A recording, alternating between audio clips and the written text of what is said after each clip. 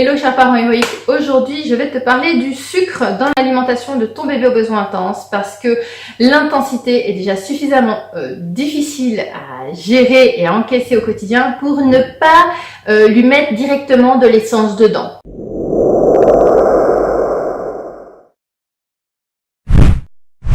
Donc le sucre, ça va faire partie des ingrédients qui sont vraiment boosters d'intensité. Donc il faut vraiment faire attention.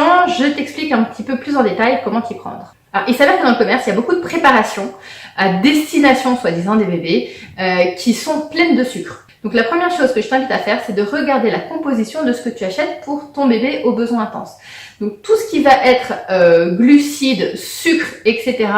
Ou alors les choses qui finissent en ose généralement, glucose, fructose. Tu vas aussi avoir tout ce qui est à base de sirop de blé, sirop de maïs. Tout ça en fait, ce sont des dénominations qui sont utilisées pour ne pas dire le mot sucre. Et le mot sucre, en fait, pour toi, ça va être l'ennemi sur les paquets.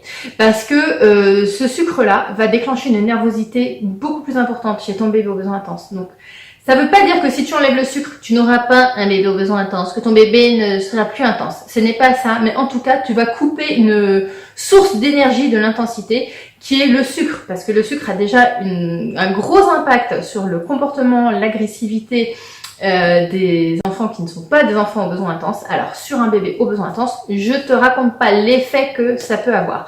Donc le sucre, c'est vraiment quelque chose à surveiller. De temps en temps, évidemment, que tu vas avoir un petit boudoir, des petites choses comme ça.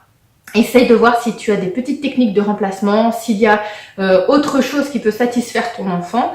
Et si tu dois faire des choix, par exemple, préfère les sucres des fruits largement au sucre des gâteaux industriels. Ça, c'est vraiment un premier choix à faire.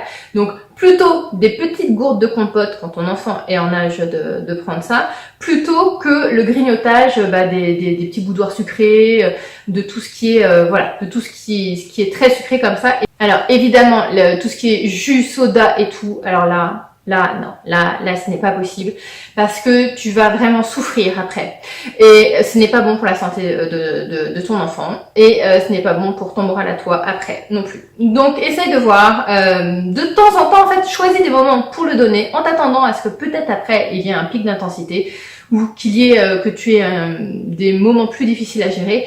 Mais c'est vrai qu'essaye de diminuer ces produits-là et peut-être que ça aura un impact sur ton enfant et sur sa capacité à se concentrer et à redevenir plus calme plus rapidement.